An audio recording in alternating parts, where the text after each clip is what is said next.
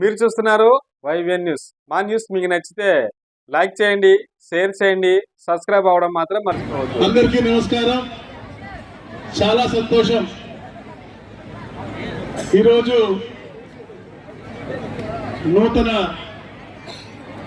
Auto road RDO ఆఫీస్ని పరిశీలించడం, hostel open చేయటం, సచివాలయం ఓపెన్ చేయటం, మరి మీ అందరినీ కూడా ఇంత పెద్ద ఎత్తున కలుసుకోవడం నిజంగా చాలా ఆనందదాయకమైనటువంటి విషయం.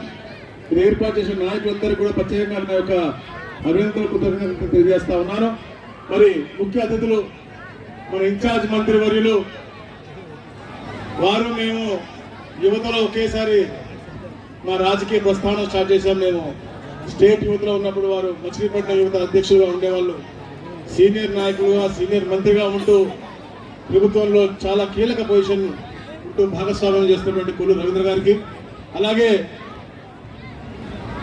మన చింతకుంట మునుస్వామి రమేష్ గారు, అందరు కూడా సీఎం రమేష్ అంటారు. ఎందుకంటే తప్పకుండా సీఎం స్థాయికి వెళ్తాడు. ఆ స్థాయి కంటే ఉన్నత స్థాయి ఢిల్లీలో ఉండి మళ్ళీ ఈ రోజు మన అదృష్టం. ఎందుకంటే విశాఖపట్నం పక్కనే మనం ఉన్నటువంటి అనకాపల్లిని అనకాపట్నంగా మార్చే విధంగా అద్భుతమైనటువంటి అభివృద్ధి చేసుకుంటూ ఆర్టిఫిషియల్ కూడా ఈ ప్రాంత అభివృద్ధి కోసం ఆలోచన చేస్తూ క్షేత్ర స్థాయిలో అమలు చేస్తున్న గొప్ప వ్యక్తి మా అన్నలు సీఎం రమేష్ గారు.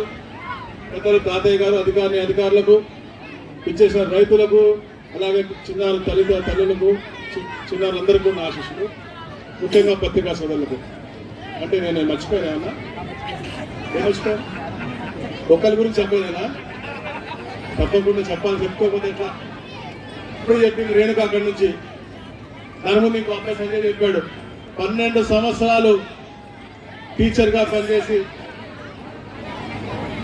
ఆ వృత్తిలో ఎంతో సేవ చేసి పేద పిల్లలకు కూడా ఉచితంగా తర్వాత ట్యూషన్ చెప్పి, దాని తర్వాత కూడా ప్రజాసేవలోకి వెళ్ళాలి, ప్రాంతాన్ని అభివృద్ధి వైపు తీసుకెళ్ళాలి, ఏదైతే ఉత్తరాంధ్రకు ముఖద్వారంగా ఉన్నటువంటి ఈ ప్రాంతాన్ని అభివృద్ధి వైపు తీసుకెళ్లాలని చెప్పే లక్ష్యంతో రాజకీయాల్లోకి వచ్చి రాజీనామా చేసిన తర్వాత సంవత్సరానికి ఎమ్మెల్యే అయ్యి 5 సంవత్సరాలు హార్నిషల్ కృషి చేసి, దాని తర్వాత కొన్ని కారణాలు, ఎందుకంటే అప్పుడు అబద్ధాల నుండి పెట్టిన పార్టీ వచ్చింది.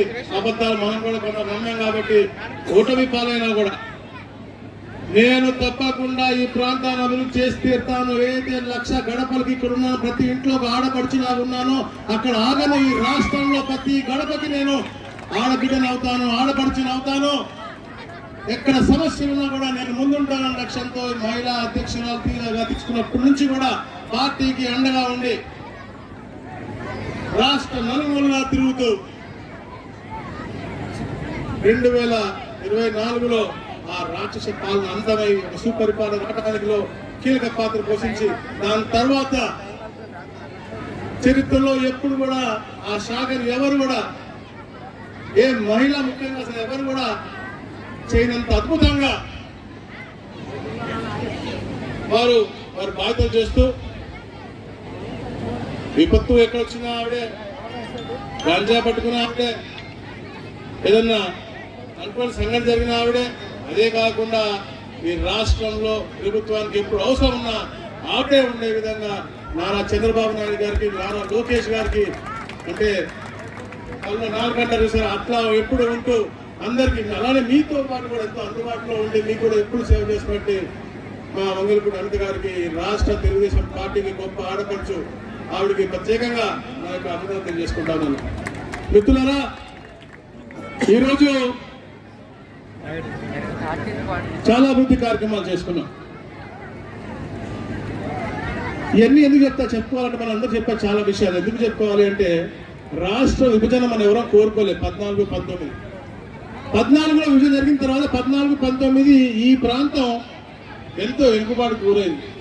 కానీ అక్కడ సెంట్రల్లో ఉన్నటువంటి మోడీ గారి ఆశీస్సులతో, పవన్ కళ్యాణ్ గారి మంచి ఆలోచనతో, ఇక్కడ ముఖ్యమంత్రిగా అప్పుడు చంద్రబాబు నాయుడు గారు ఉండి ఎన్నిటికో పునాది వేశారు. కానీ 19 తర్వాత ఒక రాక్షసుడు ఈ రాష్ట్రాన్ని పరిపాలించి అన్ని పునాదులను కూడా చెరిపేసి ఒక రాక్షసు పరిపాలించి ఇలాంటి భావి తరాలకి అన్యాయం చేసిన పరిస్థితి. 2024కి రాష్ట్రం 30 సంవత్సరాలు వెనక్కి వెళ్ళిపోయిన పరిస్థితి. ఈ రాష్ట్రాన్ని తప్పకుండా పునర్నిర్మించాలి, ఈ రాష్ట్రం బాగుండాలి, భావితరాలు బాగుండాలి లక్ష్యంతో చంద్రబాబు నాయుడు గారు, పవన్ కళ్యాణ్ గారు, మోడీ గారు కూటమిగా ఏర్పడి ఒక మంచి ఆలోచనతో ఎలక్షన్కి వచ్చారు. మీ అందరి ఆశీస్సులతో చరిత్రలో ఎప్పుడు లేని విధంగా 93% ఓట్ షేర్తో గతంలో ఏ పార్టీకి ఎక్కడ రాని విధంగా ఈ ప్రాంతంలో మీరు ఆశీర్వదించారు. అప్పటి నుంచి మా పోరాటం స్టార్ట్ అయింది. ఏదైతే మేము మాట ఇచ్చామో తప్పకుండా మీకు సుపరిపాలన చెప్పామో తప్పకుండా చేసి తీరాలనే లక్ష్యంతో 10 లక్షల కోట్ల అప్పు ఉన్నటువంటి ఆంధ్ర రాష్ట్రాన్ని మళ్ళా ఒక వెల్తీ రాష్ట్రంగా చేయాలి, వెల్త్ క్రియేట్ చేసి మీ అందరూ కూడా ఆ ఫ్రూట్స్ మీకు లభించే విధంగా, ఎందుకంటే అందరం కూడా కష్టపడేది మన కోసం కాదు, మన భావి తరాల కోసం, వచ్చే తరాల కోసం, వాళ్ళందరికీ ఒక మంచి ఆదర్శమైన పరిపాలన అలాగే ఒక ఫ్రూట్ఫుల్ పాలన ఇవ్వాలనే లక్ష్యంతో ఎన్నో కార్యక్రమాలు చేశాం. 18 నెలలు అయింది, 18 కార్యక్రమాలు చేశాం. సూపర్ 6 అని సూపర్ 6 తో మేము ఆగలేదు, సూపర్ 18 పథకాలు ఇచ్చాం. 18 నెలల్లో దాదాపుగా 50,000 కోట్ల రూపాయలు పెన్షన్ గా ఇచ్చాం. చరిత్రలో ఎప్పుడు కూడా ఎవరు చేయని విధంగా ఒకే రోజు సంతకం పెట్టి 3,000 4,000 చేశాం, 3,000 6,000 చేశాం, 3,000 10,000 చేశాం, 3,000 15,000 చేశాం. మళ్ళీ అందరికి కూడా పేదవాడు ఎవరు కూడా ఆకలితో ఉండకూడదని చెప్పి అన్నా క్యాంటీన్ పెట్టారు. మెగా డిఎస్సి, ఎందుకంటే అందరూ బంగారు తీగలు, అందరూ కూడా మంచి చదువుకోవాలి, మంచి ఉపాధి ఉండాలని చెప్పి లక్ష్యంతో ఏదో మాట ఇచ్చారో మెగా డిఎస్సి పెట్టారు. అక్కడ పేరెంట్స్ అందరూ కూడా పెంచి అందరికి కూడా భోజనం పెట్టి వాళ్ళతో చర్చించడం జరిగింది. అలాగే మొన్న మన హోంమంత్రి గారి ఆధ్వర్యంలో కానిస్టేబుల్స్ కూడా మనం ప్రభుత్వమైన కార్యక్రమం చేశాం. అలాగే స్త్రీ శక్తి, ఎందుకంటే తప్పకుండా కుటుంబంలో ఇంట్లో మహిళ ఆర్థికంగా కానీ ఏ రంగంలో అయినా కూడా స్థిరపడి ఉంటే తప్పకుండా కుటుంబం బాగుంటుంది లక్ష్యంతో గౌరవ ముఖ్యమంత్రి గారు అన్ని కార్యక్రమాలు కూడా మహిళా సెంట్రిక్ గా చేస్తారు. మహిళా సెంట్రిక్ గా చేసే కార్యక్రమాల్లో 150 ఉన్నాయి. ఈరోజు డ్వాక్రా పెట్టిన ఆ రోజు తెలుగుదేశం పార్టీ ఈరోజు ఎన్నో అవకాశాలు కల్పించి ఈరోజు ఉపాధి కల్పన మహిళలకు పెట్టినా, లేకపోతే ఈరోజు ఉచిత బస్సు ప్రయాణం ఉన్నా, దీపం 2 అయినా, ఎన్ని కార్యక్రమాలు కూడా క్షేత్ర స్థాయిలో మహిళ ఆనందంగా ఉండాలని లక్ష్యంతో చేశాం. గతంలో ఎన్నో మోజాలకు మాత్రమే ఇచ్చేవాళ్ళు, కానీ ఈరోజు పాస్టర్లకు ఇస్తున్నాం, అయ్యవాళ్ళకి ఇస్తున్నాం, మంత్రులు ఎవరైతే ఉన్నారో వాళ్ళకి ఇస్తా ఉన్నాం. ఇట్లా 18 కార్యక్రమాలు కాదు 40 కార్యక్రమాలు చేశాం. ఎందుకు అంటే చెప్పాను, 1924లో ఈ రాష్ట్రం 30 సంవత్సరానికి వెళ్ళిపోయింది. మళ్ళా ఈ రాష్ట్రాన్ని పునర్నిర్మించాలి, మళ్ళా నమ్మకం తీసుకురావాలి. పెట్టుబడిదారులు ఎవరైతే పారిపోయారో వాళ్ళందరూ వచ్చి మళ్ళీ పెట్టుబడి పెట్టాలి అనే లక్ష్యంతోనే ఈ కార్యక్రమాలు చేస్తా ఉన్నాం. 10 లక్షల కోట్లు వాళ్ళు అప్పు పెట్టారు, కానీ కేవలం ఉత్తరాంధ్రలో ఈ రోజున 10 లక్షల కోట్ల పెట్టుబడులు వస్తున్నాయి అంటే ఈ కూటమి ప్రభుత్వం ఒక చిత్తశుద్ధిని చేస్తా ఉన్నాను. ఉత్తరాంధ్ర అభివృద్ధి కోసం కూటమి ప్రభుత్వం ఎంతో చిత్తశుద్ధితో పనిచేస్తా ఉంది. మీరు చూస్తా ఉన్నారు, ఐటీ హబ్ గా విశాఖపట్నాన్ని తీర్చిదిద్దాలని చెప్పేసి ఒక లక్ష్యంతో గౌరవ లోకేష్ గారు ఎన్నో కార్యక్రమాలు, ఎందుకంటే ఎప్పుడు కూడా విద్య అలాగే ఉపాధి లక్ష్యంతో పనిచేస్తా ఉంటారు గౌరవ లోకేష్ గారు. మనం చూసాం, ఎక్కడ కూడా చిన్నారు చదువు ఆకూడదన్న లక్ష్యంతో తల్లికి వందనం అనే కార్యక్రమం ఎలా అయితే పెట్టి ఎంతమంది పిల్లలు ఉంటే అంతమంది పిల్లలకి ఇచ్చిన మాట ప్రకారంగా ఈ రోజు వాళ్ళకి మళ్ళా భవిష్యత్తు ఉపాధి కూడా కల్పించాలి అనే లక్ష్యంతో ఈ రోజు డేటా సెంటర్ అవ్వచ్చు, కాఫీ సెంటర్ అవ్వచ్చు, సిబి అవ్వచ్చు, టీసీఎస్ అవ్వచ్చు, అట్లా ఎన్నో కంపెనీలు ఈ ప్రాంతానికి వస్తా ఉన్నాయి. అలాగే మరి ముఖ్యంగా మన పాయకరావుపేటలో ఇప్పుడే చెప్పారు గతంలో సీఎం రమేష్ గారు, ఏదైతే కంపెనీలు అన్ని కంపెనీలు రాబోతా ఉన్నా, ఆల్రెడీ వచ్చేటువంటి ఆశ్రమించాలని ఎప్పుడు రాబోతా ఉన్నా, ఉపాధి ఎలా కల్పిస్తా ఉన్నాం అంటే ఎన్ని లక్ష్యం, 26 లక్షల పెట్టుబడులు, 25 లక్షల ఉద్యోగ అవకాశాలు. ఇవన్నీ ఒక ఆలోచన చేస్తున్న ప్రభుత్వం ఈ ప్రభుత్వం. అలాగే ముఖ్యంగా ఈ రోజు ఇంకో ముఖ్య కార్యక్రమం, ఎందుకంటే మన డిపార్ట్మెంట్ వారి కార్యక్రమం అది కూడా మనం చాలా మాట్లాడుకోవాల్సిన విషయం. ఎందుకంటే మిత్రులారా, గత ప్రభుత్వం 2019-24లో మనం అన్ని ఆస్తులు హరించే విధంగా ఎన్నో కార్యక్రమాలు చేశారు. ప్రభుత్వ భూమితో పాటు ప్రైవేట్ భూములు కూడా హరించే విధంగా ల్యాండ్ టైటిలింగ్ యాక్ట్ అని తెచ్చాడు ఒకటి. ఆ టైటిలింగ్ యాక్ట్ లో ఎవరికైనా ఇబ్బంది వస్తే దానికి ఆఫీసర్ దగ్గరికి పోకూడదంట. అతను అపాయింట్ చేసిన జైలు మేట్ అవ్వచ్చు, ఆయన కుటుంబ సభ్యుడు అవ్వచ్చు, ఎవడో ఒకడు ఆఫీసర్ ఉంటారు, వారి దగ్గరికి పోవాలంట. అది కొత్త పథకం. ఎందుకంటే రీసర్వే చేసి రీసర్వేలో ఎక్కడెక్కడ లొసుగులు ఉన్నాయి, ఎక్కడెక్కడ గవర్నమెంట్ భూములు ఎలా కాజేయాలి, ప్రైవేట్ వ్యక్తుల భూములు కూడా ఎలా కాజేయాలి కార్యాచరణ రూపకల్పన చేసుకుని అవి చేసే విధానంలో ఆ టైటిలింగ్ యాక్ట్ తీసుకొచ్చేటువంటి పరిస్థితి పోయిన ప్రభుత్వం. కానీ మా ప్రభుత్వం వచ్చిన తర్వాత తప్పకుండా ల్యాండ్ టైటిలింగ్ యాక్ట్ రద్దు చేస్తామని చెప్పాం, ల్యాండ్ టైటిలింగ్ యాక్ట్ రద్దు చేశాం. అలాగే ఏదైతే పట్టాదారు పాస్ పుస్తకాలు మేము చెప్పాము, నూతనంగా రాజముద్రతో ఇస్తాం, మీ భూమి మీ హక్కు అని చెప్పి మేము ఇస్తామని చెప్పాము, అది మేము ఇప్పుడు పూర్తి చేస్తాము. ఎందుకు ఈ అవసరం ఆలస్యమైంది అది కూడా చెప్పాలి. ఎందుకంటే ఈరోజు వాళ్ళ బులుగు పత్రిక రాసింది, రైతుల రాతను మార్చడానికి కోసం జగన్ గారు ఆ రోజు స్టార్ట్ చేశారు. ఏం స్టార్ట్ చేశారయ్యా అంటే 6,688 గ్రామాల్లో ఏదైతే రీసర్వే జరిగిందో ఒక్క గ్రామంలో కూడా కరెక్ట్ చేయలేదు. కాబట్టి ఈ 18 నెలల్లో మేము మళ్ళా కూడా రీసర్వే చేసి, ఎందుకంటే గ్రామ సభలు పెట్టాం, రెవెన్యూ సదస్సులు పెట్టాం, ఎలాంటి సమస్యలు ఉన్నాయో తెలుసుకున్నాం, అవన్నీ కూడా ప్రక్షాళన చేసి అన్ని కూడా సాల్వ్ చేయడానికి ఇన్ని రోజులు పట్టింది. ఇంకా 2-3 సమస్యలు ఉండొచ్చు, లేవని నేను అనను, ఎందుకంటే అలా చట్టగా గత చేసింది కాబట్టి ఈ రోజున ఇంత సమయం పడుతుంది. మీరే చూడండి, గత పాలకులు అతనికి ఉన్న పిచ్చతో ఇప్పుడు చెప్పారు అనిత గారు, అతని ఫోటో ఇచ్చుకున్న పరిస్థితి. ఎందుకంటే అతని ఫోటో మన భూమికి మన నాన్నగారు మనకిచ్చే తల్లిదండ్రులతో వాళ్ళ నాన్నగారు వేసుకుంటాము, కష్టార్జితంగా మనం సంపాదించే మన ఫోటో వేసుకుంటాం. కానీ అతని ఫోటో అతను ఫ్రీగా ఇచ్చాడు మనకేమైనా భూమి? మన భూమి దోచుకున్న దొంగ అతని ఫోటో వేసుకుంటాం. వాళ్ళు చేసేటువంటి క్యూఆర్ కోడ్ చూస్తే లాభం, రైతు ఫోటో కూడా లేదు. అంటే తర్వాత తీసుకుని వాళ్ళ అనువాయులు ఫోటో పెట్టుకోవడానికి పైన ఆయన ఫోటో మాత్రం బాగా పడింది, గత ముఖ్యమంత్రిది. కానీ ఇక్కడ పట్టాదారు ఫోటో కూడా పడింది. అంటే అతని ఫోటో మీద ఉన్న పిచ్చ దేని మీద లేదు. మామూలుగా ఈ క్యూఆర్ కోడ్ కొడితే ఖాతా నంబర్ అన్ని వస్తాయి, ఈ క్యూఆర్ కోడ్ కొడితే ఆ పోర్షన్కి వెళ్ళాలి. కానీ ఈ క్యూఆర్ కోడ్ కొడితే పక్కింటోడి పొలంకి వెళ్తుంది. అంత చెత్తగా కేవలం అతనికి ఉన్నటువంటి ఆ యొక్క ప్రచార పిచ్చిలో చేసినటువంటి పరిస్థితి. కానీ ఈ రోజున మనం రాజముద్రతో అద్భుతమైనటువంటి పాస్బుక్ ని మీ ఫోటోతో మేము ఈరోజు అందరికి కూడా ఇస్తా ఉన్నాం. ఈ రాష్ట్రంలో 22 లక్షల పాస్బుక్లు మేమన్నీ కూడా మారుస్తా ఉన్నాం. తప్పకుండా మీరు అందరూ కూడా మార్చుకోండి. ఏదైనా రీసర్వే ఇబ్బంది ఉన్నా కూడా మీరు అప్లై చేయండి. సబ్ డివిజన్ కూడా 500 రూపాయలు కూడా మేము వేవ్ చేస్తున్నాం.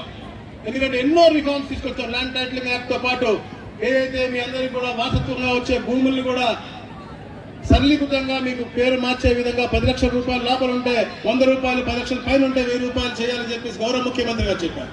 అలాగే ఆటో మ్యూటేషన్ అవ్వచ్చు, లేకపోతే ఏదైతే కలెక్టర్ల దగ్గర ఉన్నటువంటి అధికారాలు కూడా కిందకి జేసీలకి ఆర్టీఓకి పుష్ చేస్తా ఉన్నాం. ఎందుకంటే పరిపాలన సౌలభ్యం ఉండాలని. ఈ రోజు అడ్డ రోడ్డు ఆర్టీఓ ఆఫీస్ ఎందుకు వచ్చింది అంటే పరిపాలన సౌలభ్యం ఉండాలని. మీ అందరికీ కూడా అందుబాటులో ఆర్టీఓ ఉంటారు, తహసీల్దారులు ఎక్కువ మంది ఉంటారు. మీకు ఇబ్బంది ఉంటే వెళ్ళి మాట్లాడటానికి కానీ మీ పరిష్కారం చేసుకోవడానికి ఉంటుందని చెప్పేసి, అందులోనూ పారిశ్రామిక ఒక అడ్డాగా మారుతున్నటువంటి ఈ ప్రాంతం, ఈ అడ్డు రోడ్డు ఆర్టీఓ ఆఫీస్ చాలా ఉపయోగపడుతున్న కూడా నేను తెలియజేస్తాను. అలాగే బౌండరీల్లో మన సరిహద్దుల్లో 77 లక్షల రాళ్ళు అతని ఫోటో ఎంబోర్స్ చేసి, అంటే మీ ధనం మీకు చెందాల్సిన ధనం 700 కోట్ల రూపాయలు వేస్ట్ చేసే విధంగా సరిహద్దులకు అతని ఫోటో వేసుకున్నాడు. ఎందుకు చెప్తున్నా అంటే ఇవన్నీ మీరు ఆలోచన చేయాలి. 2019-24లో ఒక రాక్షసుడు పరిపాలించాడు ఈ రాష్ట్రాన్ని ఈ బంగారు తల్లుల భవిష్యత్తుని అంధకారంలో ఉంచాడు. ఈ రోజు మళ్ళా పునర్నిర్మిస్తున్నాం. ఏదైతే ఆపాడో ఈ రోజు నిన్న మాట్లాడుతూ ఉన్నాడు భోగాపురం ఎయిర్పోర్ట్ గురించి. కానీ 19-24లో దాని ముందు కూడా 14-19 ఎప్పుడైతే మేము శంకుస్థాపన చేశామో ఆ రోజున కోర్టులో కేసు వేసి ఆయన అడ్డుకున్న వాళ్ళు ఎందుకు భోగాపురం ఎందుకు రావాలని చెప్పేసి ఉద్యమం చేసేటువంటి వ్యక్తి ఈ రోజు మాట్లాడుతూ అంటా ఉన్నాడు. 24 దాకా 5% కూడా కాంది, ఈరోజు 95% అయ్యి జూన్ నుంచి ఫ్లైట్లు దిగుతా ఉన్నాయంటే అది ఈ కూటమి ప్రభుత్వం యొక్క చిత్తశుద్ధి మీకు తెలియజేస్తా ఉన్నాను. ప్రతి గ్రామం కూడా అభివృద్ధి చెందాలని లక్ష్యంతో పనిచేస్తా ఉన్నాం. చరిత్రలో ఎప్పుడు కూడా అన్ని గ్రామాల్లో ఒకేసారి గ్రామ సభలు పెట్టలేదు. కానీ పవన్ కళ్యాణ్ గారు రాష్ట్రంలో ఉన్న ప్రతి గ్రామంలో కూడా గ్రామ సభ పెట్టి ఆ గ్రామం అభివృద్ధి చేయాలని లక్ష్యంగా ఒక ప్రణాళికతో ముందుకు వచ్చారు. ఎందుకు చెప్తామంటే ఇవన్నీ కూడా అంటే అభివృద్ధి సంక్షేమం రెండు కళ్ళుగా భావించే కూటమి ప్రభుత్వం పరిపాలన ఉంది. ఎప్పుడు కూడా మీ సంక్షేమం మీ అభివృద్ధి గురించి ఆలోచించే చంద్రబాబు నాయుడు గారు. రాష్ట్రం సుభిక్షంగా ఉండాలి, క్షేత్రస్థాయిలో అందరూ ఆనందంగా ఉండాలని చెప్పేసి పవన్ కళ్యాణ్ గారు. చిన్నారులు బ్రహ్మాండంగా జీవించాలి, ఉపాధి వారు చదువుకోవాలి, ఉపాధి కల్పించాలి మంచిగా అని చెప్పేసి లోకేష్ గారు. ఇవన్నీ సాకారం అని చెప్పేసి మోడీ గారు ఆశీస్సులు. ఇట్లా అందరూ కూడా సంఘటితంగా ఈ రాష్ట్రాన్ని గట్టిగా పటిష్టంగా చేసి ఈ దేశంలోనే అగ్రస్థానానికి తీసుకెళ్లాలని లక్ష్యంతో పనిచేస్తాను. దానికి మీరు తప్పకుండా ఎప్పుడు సహకరించాలి. నేను ఎందుకు అన్నిసార్లు చెప్తా ఉన్నానంటే మనం మర్చిపోయే తత్వం మనకి మన బ్లడ్ లో మన మైండ్ లో ఉంటుంది. మనం ఎప్పుడు మర్చిపోకూడదు. ఎప్పుడు కూడా ఒక రాక్షసుడు పరిపాలించాడు, పొరపాటున ఏ ఎలక్షన్ వచ్చినా అటువైపు ఓటు వెళ్ళిందా మళ్ళా మనం భావితరానికి అంధకారం ఉంటుంది, మళ్ళా మన భవిష్యత్ అంతా అప్పులు తడకవుతుంది చెప్పేసి మనం ఆలోచన చేసి ఎప్పుడు ఎలాంటి ఎలక్షన్ వచ్చినా కూడా సైకిల్ గుర్తుకెత్తి ఓటేసి చంద్రబాబు నాయుడు గారు, పవన్ కళ్యాణ్ గారు, అలాగే ఆశీర్వదించిన మోడీ గారి పార్టీకి ముఖ్యంగా ఈ ప్రాంతంలో మీకోసం ఆహర్నిశలు కష్టపడుతూ 15 రోజులు అక్కడ ఉండగా అమ్మో మా వాళ్ళు చూడ్చి కారణమైంది మేము వెళ్ళాల్సిందే అని చెప్పేసి పాయకరావుపేటకి రాకుండా ఉండలేకుండా ఎప్పుడు మీ గురించి ఆలోచన చేసి ఈ ప్రాంత అభివృద్ధి కోసం ఆహర్నిశలు కృషి చేస్తున్నటువంటి మీ ఇంటి ఆడపడుచు, మన తెలుగుదేశం పార్టీ ఆడపడుచు అనిత గారికి మీరే అండగా ఉండాలి.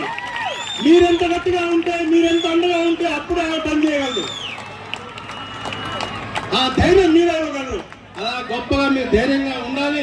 అలాగే మా సీఎం రమేష్ గారు ఎప్పుడు కూడా మీ అభివృద్ధి కోసం ఆలోచన చేస్తారు కాబట్టి వారికి కూడా ఎప్పుడు అండగా ధైర్యంగా ఉండాలని తెలియజేసుకుంటూ చాలా సంతోషం. చాలా అద్భుతమైన కార్యక్రమం చేశారు. ఈ రోజున అన్ని కార్యక్రమాలు చాలా బ్రహ్మాండంగా, దాంతో పాటు ముఖ్యంగా రెవెన్యూ డివిజన్ ఓపెన్ చేసుకోవడం, రైతులందరికీ కూడా ఎప్పుడు మేము ఇచ్చే ఆర్థిక సాయంతో పాటు ఈరోజు నూతన పాస్బుక్ ఇవ్వడం, వాళ్ళకి ఉల్లాసం ఇవ్వడం, ఉత్సాహం కల్పించడం, ఎందుకంటే వారి హక్కుని మనం వారికి కల్పించడం చాలా అందాయకంగా ఉందని చెప్పి తెలియజేసుకుంటూ ఇది కంటిన్యూస్ ప్రక్రియ. పాస్బుక్ ఎప్పుడైతే మీకు రిజిస్ట్రేషన్ మారినా లేకపోతే మీకేమన్నా పార్టిషన్స్ అయినా కూడా ఎప్పటికప్పుడు మీ ఇంటికి డెలివరీ అయ్యే విధంగా, ఎందుకంటే ఎప్పుడే మా సోదరులు చెప్పినట్టుగా స్పీడ్ ఆఫ్ డెలివరీ కావాలి అంటే మేము స్పీడ్ ఆఫ్ డూయింగ్ బిజినెస్ చెప్తాం, కానీ ఇప్పుడు డెలివరీ బిజినెస్ డెలివరీ గవర్నెన్స్ చెప్తా ఉన్నాం. అంటే మేము అన్ని కూడా ఆచరణ చేసి, ఎందుకంటే చెప్తా ఉన్నాం మళ్ళా ఈ పెట్టుబడులన్నీ కూడా 2028 నాటికి తప్పకుండా ఆచరించే విధంగా, ఎందుకంటే విశాఖపట్నం సమ్మిట్ లో ఎన్ని లక్షల కోట్లు అయితే వచ్చినాయో